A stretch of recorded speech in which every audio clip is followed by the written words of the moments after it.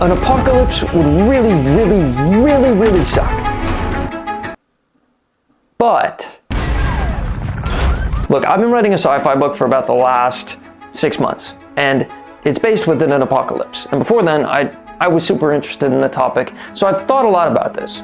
And it would be terrible. I mean, it would really, really, really just be so awful. You would lose most of your family and friends. You would be constantly worried about dying. Your entire life would be uprooted. I mean, everything that you ever thought was life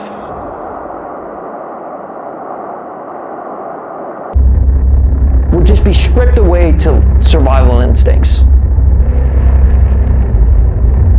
With all that being said, I think there could really be some good sides to it.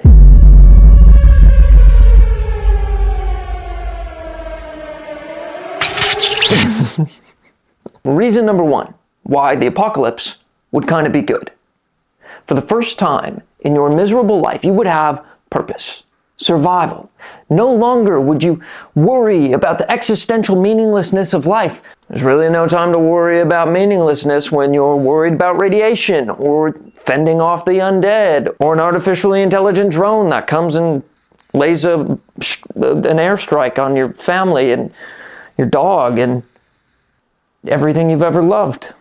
Kind of nice, right? Reason number two, the people you have by your side. Imagine how close the small knit community, the ones who didn't die and get slaughtered and eaten and just absolutely and utterly killed viciously, the rest of them. Imagine how close your bond would be. You are all that you have on earth, right? You would have a friend.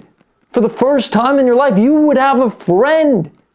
There's at least 10 people who just decided that they're going to try and start the apocalypse. Before you do that, think about how much it would suck to be broken up with, right? Hey, this guy with hairy feet is a mountain man and he can protect me better than you can. I'm sorry, but I'm going to go with the mountain man. And then he beats you up, you know?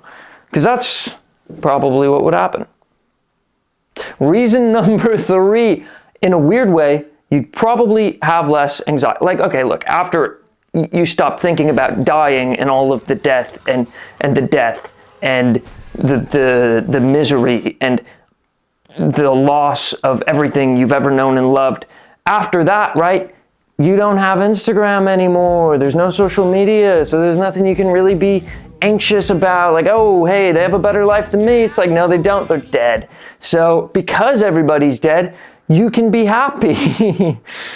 No, but actually, in reality, if you think about it, you would go back to sort of very primal times, and maybe you're worried about, I don't know, connecting to a radio station so that you can find where a safe haven is, or you're trying to find food or resources or whatever you're trying to do, and that's really your worry. And then you have time with your friends and family at night, and that's really your life.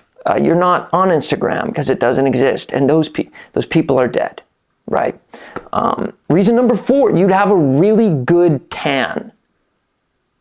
Reason number five, you might have more time to read my book. Yeah, I ran out of ideas. For those of you who thinks this sounds good, please don't try to start an apocalypse. Trust me, it might be okay. I don't really know.